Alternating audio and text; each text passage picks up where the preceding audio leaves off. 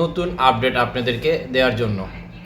Saudi আরবে এর আগেও আমি একটা ভিডিও তৈরি করেছি, সেখানে অনেক মানুষই কমেন্ট করেছেন। সৌদি আরবে অনেকেই অবৈধ রয়েছেন যারা কিনা সৌদি আরব থেকে বাংলাদেশে যেতে চাচ্ছেন। যে কোনো বিষয়ে আপনাকে পুলিশ গ্রেপ্তার করেছে, আপনার উপরে একটি মামলা দিয়েছে এবং আপনাকে জেলে নিয়ে গেছে এবং আপনি দেশে চলে যাবেন। এখন আপনার মনে প্রশ্ন বা আপনার আত্মীয় স্বজনের মনে প্রশ্ন, আপনি কতদিন পরে আসলে নিজ দেশে ফেরত পাঠানো হবে এবং আপনি যাই ওখানে পৌঁছবেন।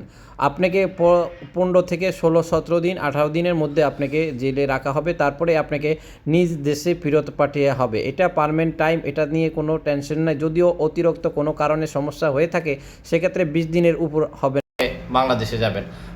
তো আমি আপনাদেরকে এটা সাজেস্ট করে বলবো যে একজন ব্যক্তিকে যদি পুলিশ কোনো কারণে মামলা দিয়ে থাকে, সে গ্রেপ্তার হয়ে থাকে, অথবা যে কোনো বিষয় হোক, যে টাকা দিয়ে হোক অথবা কোনো তার উপরে কেস হোক, সর্বোচ্চ 15 থেকে 17 দিন এবং 18 দিনের মধ্যে আপনাকে জেলে রাখবে।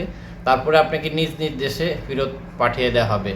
এটা পুরা পার্মানেন্ট একটি টাইম। কারণ আমার নিজস্ব একজন ব্যক্তি যিনি জেল খেটে এবং পুলিশের কাছে ধরা দিয়ে বাংলাদেশে চলে গেছেন, তার নিজের মুখ থেকে এই কথাটা শোনা। এবং 15 থেকে 16-17 দিন আপনাকে জেলে রাখবে, তারপরে আপনাকে দেশে ফেরত পাঠিয়ে দেওয়া হবে।